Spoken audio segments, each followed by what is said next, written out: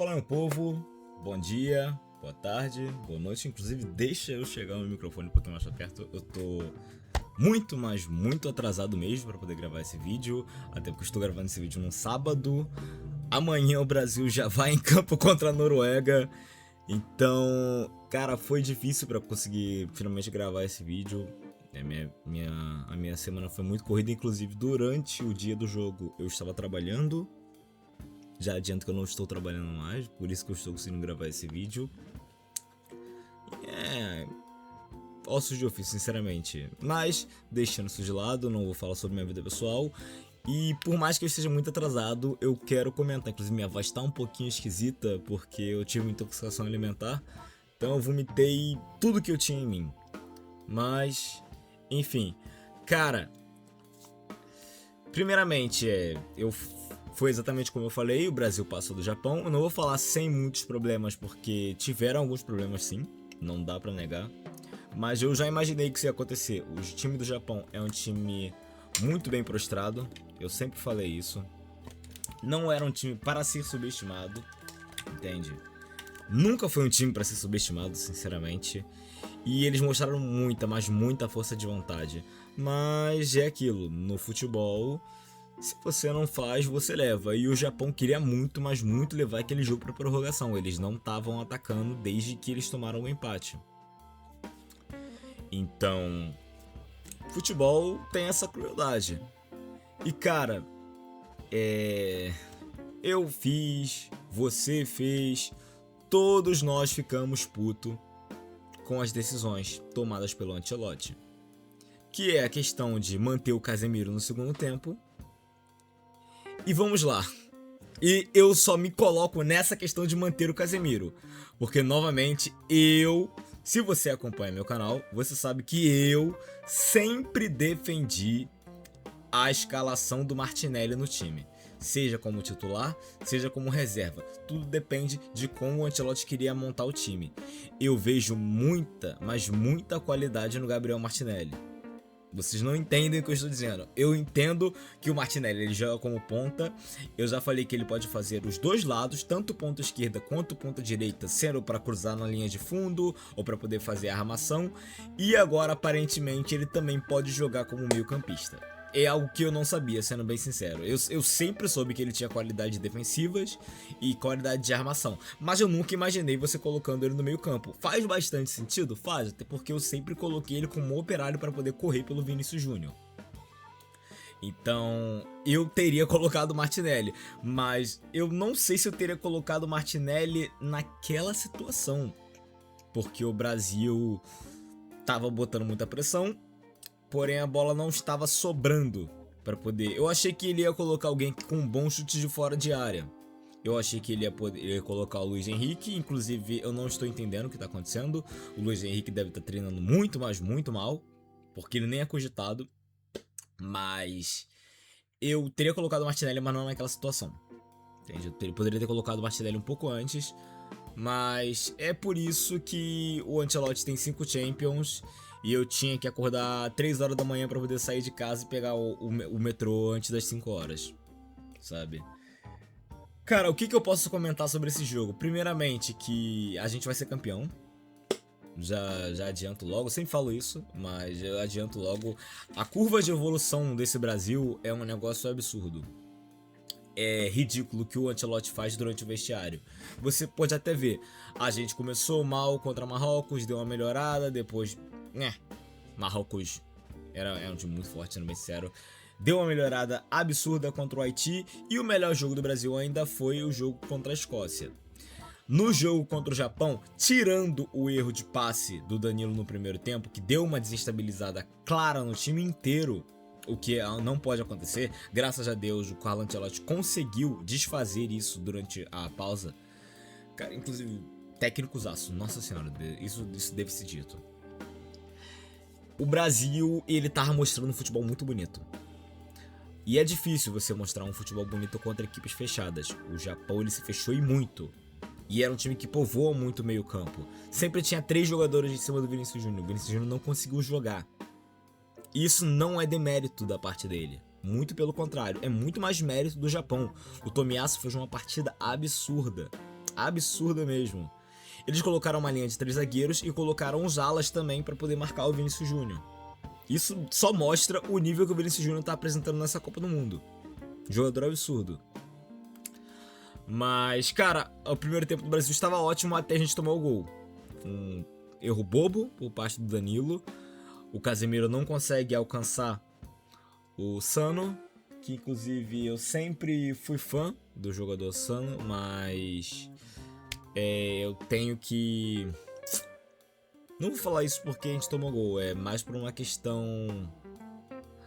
É que eu não quero comentar sobre esse assunto porque é um assunto meio chato, sabe? Vou deixar, mas eu não gosto mais do Sano, sendo bem sincero, por mim ele nem estaria na seleção japonesa. Enfim. O Brasil toma esse gol bobo, o Casemiro ele não alcança e ele não poderia fazer a falta, porque seria muito pior se ele fazer a falta e a gente tem que jogar o jogo com -1, porque o Casemiro já tinha um cartão amarelo. Ele toma um cartão amarelo muito cedo no jogo de uma forma boba, e o Casemiro ele tende a fazer muito isso, eu não entendo o porquê. Mas é algo a se preocupar, porque a gente não pode ter a chance de não ter o Casemiro em alguma fase. Eu sei que você tem seus problemas com o Casemiro, eu também tenho meus problemas com a questão da impulsão e o pique do Casemiro, porque ele não é um jogador tão rápido, ele é um jogador que se posiciona bem. Grande parte do Brasil tem essa questão de ser muito mais técnica, mas o Casemiro ele tem um trabalho sem bola muito importante. Muito importante, ele é um líder em campo. Ele e o Danilo são os líderes desse Brasil em campo, sendo bem sincero. Por isso que eu não tiraria o Danilo, apesar do erro dele. Novamente, não temos laterais direito. O Ibanez ele jogou tão mal que ele não é mais cogitado para nada. Para nada, nada, nada mesmo. Então, o que a gente pode fazer é apoiar os jogadores, mesmo que eles errem, e torcer por uma melhora. Novamente, o Brasil toma esse gol. Um chute muito bem colocado do Sano. Esse desgraçado. Muito bem colocado. Eu acredito sim que o Gabriel Magalhães errou nesse lance. Ele deveria ter fechado mais o espaço para o chute. Eu não sei porque ele foi pro lado, mas eu acredito que tenha sido para não resvalar a bola, porque o Brasil toma muito gol muito gol de bola desviada. Eu não atribuo o erro ao Alisson, sendo bem sincero. Eu atribuo mais a todo mundo que tava nessa jogada. O Gabriel Magalhães, o Casemiro e o Danilo. Muito mais o Danilo do que os outros dois. Mas foi um erro coletivo. E o Brasil, ele desmorona depois disso. Só dá o Japão na questão da pressão. O Casemiro errando muitos passes de bola, mas muitos passes mesmo. Algo que tava assustador de ver. Mas a gente vai pro intervalo. E, sinceramente, quando o Ancelotti vai puto pro intervalo, eu sei que o time vai melhorar na volta. E não deu outra, é sempre assim, pra ser sincero. O Ancelotti, eu não faço ideia, eu acho que ele deve agredir os jogadores. Não, tô brincando, não tô imputando nenhum crime no Ancelotti, mas ele deve fazer alguma coisa no vestiário que sempre funciona. E cara, o Brasil ele volta com uma outra postura. Inclusive, eu sei que muita gente pode ter achado chato ficar vendo tanto chuveirinho na área, mas era a melhor forma pra poder quebrar essa linha do Japão, que o Japão tava muito fechado, mas muito fechado mesmo. E um cruzamento milimétrico por parte do Gabriel Magalhães, que fez uma partidaça, apesar de eu ter achado que aquele foi um erro da parte dele, uma partidaça do Gabriel Magalhães.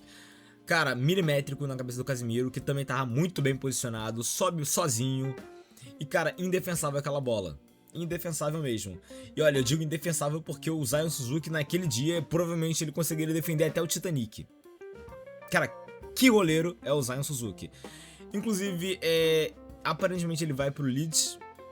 Eu vejo que a inflação da Premier League é um negócio bizarro mesmo, porque é um goleiro de altíssimo nível. Eu esperava que ele fosse para um time maior na Europa, mas aparentemente ele vai pro Leeds United junto com a Otanaka, né, que já está lá. Então, espero um bom futuro pro Zion Suzuki. Mas, cara, foi uma heresia as defesas que ele fez nesse jogo, sendo bem sincero. Pra mim, inclusive, foi o melhor jogador em campo. Foi o Zion Suzuki. Depois disso, eu vou comentar sobre as coisas. Mas, enfim. Aquele gol, no caso, quase gol, do Vinícius Júnior. Cara, Eu não tenho palavras pra descrever. Eu não tive palavras durante a jogada. Aquele muito provavelmente seria o gol mais bonito das Copas que eu já vi. A jogada inteira do Vinícius Júnior, o domínio de primeira, a caneta que ele dá, ele carrega a bola até a entrada da área, corta 2 zagueiros e bate no canto do goleiro. E cara, ele fez tudo certo. Muita gente falou sobre ele não ter chutado de perna esquerda. Se ele tivesse chutado de perna esquerda seria muito mais fácil, mas se ele chuta de perna esquerda, ele puxa muito a perna e dá chance do goleiro reagir. Aquilo ali foi muito mais mérito do Zion Suzuki do que demérito do Vinícius Júnior. Aquela bola era pra ter entrado. Muito provavelmente em qualquer goleiro, em qualquer dia, aquela bola teria entrado. Mas o Zion Suzuki tava inspirado, até demais, naquele jogo. Tava muito do milagreiro, mas muito milagreiro mesmo. E cara, que golaço aquilo seria. É uma heresia aquilo não ter entrado. Que jogo do Vinícius Júnior. Ele sem bola também foi muito importante, pressionou bastante. Mas é impossível eu não comentar sobre a Copa do Mundo do meu protegido. Sempre fui muito fã. Bruno Guimarães. Cara, os jogos do Bruno Guimarães, sinceramente, é algo que dispensa comentários. Todo jogo do Bruno Guimarães, inclusive pra mim, eu já digo, o Bruno Guimarães é o melhor meio-campista da Copa. Independente do que você acha, você pode citar outros nomes, não tem o mesmo impacto que o Bruno Guimarães está tendo nessa Copa. Não tem de forma alguma. Inclusive o meio-campista do México, acho que é Moura, não sei se fala Moura ou Moura, mas enfim, ótimo jogador também. Mas, cara, o que o Bruno Guimarães fez nessa partida, sabe, defensivamente, ofensivamente, e ele tava muito solto nesse jogo. Tava chutando bastante bola de fora de área, inclusive ele tem uma tentativa de assassinato com o Lucas Paquetá, que eu vou comentar também sobre ele. Cara, eu não vou negar, eu ri, mas eu ri pra caralho do Paquetá caindo duro no chão com o chute do Bruno Guimarães. É uma quase fatalidade, mas é inegável. E aquilo foi muito engraçado. E cara, a assistência do Bruno Guimarães pro último gol da classificação do Brasil, pelo amor de Deus, cara, é de uma frieza absurda. Ele engana os marcadores, fingindo que vai chutar, dá o corte certo, consegue achar o passe milimétrico pro Gabriel Martinelli, que se o passe vai meio centímetro pra esquerda ou meio centímetro pra direita, a zaga corta. E uma assistência primorosa por parte do Gabriel Martinelli por uma bola indefensável. E olha que o Zion Suzuki nem encostou na bola. Ele tentou muito. Eu juro, aquele goleiro não estava muito bem da cabeça não. Ele tava endemoniado. E cara, o Gabriel Martinelli, ele entra muito bem. Ele ajuda muito na pressão. Ele tava roubando bolas, tanto no setor defensivo quanto no setor ofensivo. E ele aparece de uma forma primorosa para poder fazer a finalização que dá a classificação pro Brasil. E o Martinelli agora caiu nas graças do povo. E ele já tava nas graças dos europeus, mais ou menos na real, né? Porque conforme ele é banco do Trossard, já disse, não é por uma questão que ele é pior do que o Trossard, muito pelo contrário, é apenas uma questão tática. E cara, o Martinelli finalmente caiu na boca do povo. Esperamos que o Martinelli continue na boca do povo, que ele continue jogando bem. Eu não sei se ele vai entrar no lugar do Lucas Paquetá, e eu vou comentar isso mais a fundo. Tô tentando não arrastar ao máximo, mas é difícil, sabe? Quando você fica tanto tempo parado sem poder gravar o conteúdo, é meio difícil lembrar de tudo que aconteceu em campo. Mas, cara, foi um jogo que mexeu muito comigo. Mas muito, muito mesmo. E eu chorava quando o Brasil passou, sinceramente. Aí você fala, pô, você chorou porque o Brasil passou para as oitavas? Sim. Sim. Cara, eu amo essa camisa. Eu amo esse país, eu amo essa seleção. Então, eu quero ver minha primeira Copa. Cara, quando o Brasil ganhou a última Copa, eu tinha 2 anos de idade. Então, eu não vi. Eu quero ver meu primeiro título. Sabe? Eu quero ver logo, de preferência. Enfim, o Lucas Paquetá. Antes de tudo, eu gostaria de dizer que, por mais que eu acho que a partida de segundo tempo do Casemiro tenha sido absurda, mas absurda mesmo, o que o Casemiro fez com bola, sem bola, foi um absurdo, por mais que ele tenha caído morto no final do segundo tempo. Morto mesmo, coitado. Eu fiquei muito preocupado, inclusive, com aquela imagem. Eu tinha muito medo dele ter algum problema na coxa, ou uma lesão. Porque por mais que o Fabinho tenha entrado muito bem, o Casemiro ainda foi muito importante no segundo tempo. Então eu não quero que o Casemiro fique de fora. E cara, por mais que o Casemiro tenha entrado tão bem, eu não acho que ele tenha merecido esse melhor em campo. Pra mim foi o Bruno Guimarães. Inclusive por muito foi o Bruno Guimarães. Mas eu tenho que comentar do outro homem do meio campo. Por mais que eu tenha achado uma partida muito, mas muito ruim do Lucas Paquetá, essa lesão não é nada boa, sendo bem sincero. Por quê? As características do Lucas Paquetá não são encontradas nas outras opções que a gente tem no banco, sendo bem sincero. Não são. O Paquetá tem características únicas. Por mais que ele esteja mal ou bem, ele vai fazer falta. Mas vai fazer muita falta. Inclusive, tem uma chance muito grande da gente jogar... Tirar o Lucas Paquetá, obviamente já tirou, né? Da meia esquerda. E colocar o Rafinha como meia centralizado, colocando o Bruno Guimarães de meia esquerda e o Casemiro de meia central. Eu não gosto, sendo bem sincero. Pra mim, o mais fácil aqui é colocar o Danilo Santos. Eu sei que todo mundo provavelmente deve estar pensando nisso. Colocar o Danilo Santos para fechar essa trinca de volantes. Mas o Gabriel Martinelli tem sido testado também. Hoje vai ser o último treino da seleção brasileira. Eu não sei até o momento quem está sendo titular, mas o Martinelli foi testado mais vezes, inclusive, do que o Danilo Santos. Então o Martinelli está agradando mais nos treinos. Eu não sei o que está acontecendo com o Danilo Santos. Desde o último amistoso, o Danilo Santos ele não tem tido tantos brilhantismos quanto ele teve nas últimas convocações, não, nos últimos jogos. Então é esperar uma melhora por parte do time inteiro. Cara, é algo que eu não posso deixar de comentar, mas uma ótima partida por parte do lateral Douglas Santos. Pra mim continua sendo o melhor lateral esquerdo dessa Copa no momento, até porque os grandes laterais esquerdos com nome não estão apresentando o melhor futebol possível. O Cucurella tem até jogado bem agora, porque a Espanha é o todo, mas também a Espanha pegou a Áustria, com todo respeito à Áustria, mas o Cucurella deu uma melhorada.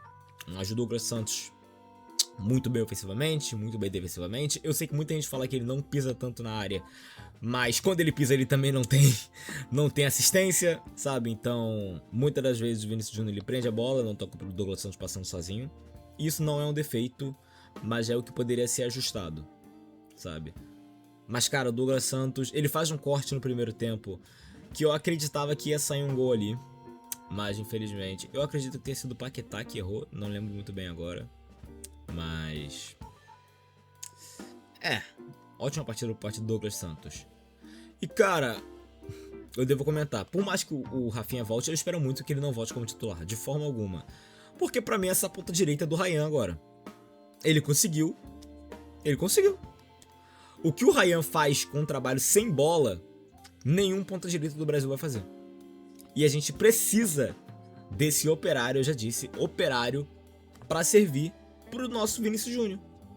O Matheus Cunha ele já aceitou que ele vai fazer mais essa questão da criação. O Matheus Cunha chutou bastante bola de fora da área, não teve tanta sorte assim. Mas você não precisa ser o protagonista quando você tem o protagonista em campo, ou os protagonistas, assim como o Bruno Guimarães também tem sido muito protagonista pelo Brasil. E o Ryan ele faz esse trabalho de pressão muito bem. O segundo gol do Brasil, que é o gol da classificação, veio de uma trombada do Ryan, uma trombada muito bem feita. Inclusive eu tenho que agradecer ao psicólogo Fernando Diniz por ter o Ryan e o Bruno Guimarães muito bem nessa seleção. Eu agradeço muito, Fernando Diniz, muito obrigado. Se esse vídeo um dia chegar em você, ainda tenho muitas mágoas pela forma como você saiu do Fluminense, mas fazer o quê? Agradeço muito pelo que você está fazendo. E cara, o Ryan, ele conseguiu essa titularidade pra ele. E eu espero que ele não perca essa titularidade simplesmente por nome. Porque o Rafinha ele não apresentou bons jogos pela seleção, por mais que eu seja muito fã dele. E o Ryan tá arrebentando. Enfim, só pra terminar aqui esse vídeo, eu não vou dar notas dessa vez. Não vou fazer essa linha do tempo, essa linha cronológica de campo. Até porque eu tenho que gravar mais vídeos sobre, eu tenho muito assunto. Vou falar sobre Cabo Verde. E eu tenho muito a reclamar sobre esse jogo, sendo bem sincero. Mas, antes de terminar, sobre o Lucas Paquetá, uma perda enorme. E novamente, nós temos 3 opções para essa questão do Lucas Paquetá: Danilo Santos, Gabriel Martinelli. Na real temos 4. Dá pra colocar o Fabinho e você colocar um sistema mais defensivo, que eu acho que não é necessário contra a Noruega. E você descer o Matheus Cunha e subir o Endrick. Ou o Igor Thiago, por mais que eu acho que o Igor Thiago não vai mais entrar. Até porque no jogo que a gente tava colocando bola na área, ele não entrou. Mas eu entendo, até porque quem tava lá pra poder cabecear essas bolas não era um centroavante, nem os atacantes. Muitas das vezes quem tava lá pra poder cabecear essas bolas que a gente tava jogando na área eram os meio campistas, os atacantes estavam mais a fundo. Então o Igor Thiago ele não ia servir com as características que ele tem. Tanto que o nosso gol vem do Casemiro. O Bruno Guimarães também cabeceou ótimas bolas, sabe? Então eu acredito que tenha sido uma leitura muito boa por parte do Ancelotti. É esperar pra ver com qual time a gente vai a campo no domingo. E esperar um bom jogo, sendo bem sincero. Eu acredito que a gente vai ter um jogo mais tranquilo contra a Noruega. Não estou deixando a soberba, por mais que eu esteja com muita soberba. Eu estou falando que o Brasil vai ser campeão. E, cara, muito tem se falado na mídia, até por pessoas que não assistem futebol, sobre medo do Haaland. Cara, sendo bem sincero, muita gente tem falado sobre o embate dele com o Gabriel Magalhães, em que o Gabriel Magalhães sempre perde contra o Haaland. Vocês têm que levar em conta de que o Haaland ele jogava no Manchester City, joga ainda no Manchester City, e o Manchester City domina a Inglaterra por anos. Não é como se fosse um embate apenas Haaland e Gabriel Magalhães. Em um jogo, acredito que no último jogo o Haaland fez um gol, mas ele teve, acredito que 8 chances, e o Gabriel Magalhães ganhou 7 das 8 chances. Ele acabou fazendo um gol, óbvio, mas são 7 vitórias em cima dele. E o retrospecto dele contra o Alisson também não é dos melhores. O Alisson parou, eu acredito que tenha sido o goleiro que mais parou o Haaland na Premier League. Tem um jogo em que o Alisson dá uma bobeira e dá uma assistência pro Haaland, mas acontece, esperamos que não aconteça nesse jogo. E novamente, a Noruega tem uma defesa fragilizada até demais. E é esperado que o Vinícius Júnior, o Matheus Cunha, o Ryan, seja lá qual seja esse trio de ataque, baile pra cima dessa defesa. No mais, não vou me estender muito. Novamente, fiquei muito feliz com a classificação, chorei bastante. E é pra provar que, cara, não é só sobre o futebol. É sobre muita coisa que tá em campo. Mas muita coisa mesmo. E esperar o melhor jogo possível do Brasil no domingo. Muito obrigado se você ficou até aqui. Se você gostou, curte, compartilha, se inscreve. E é isso, rapaziada. Até a próxima.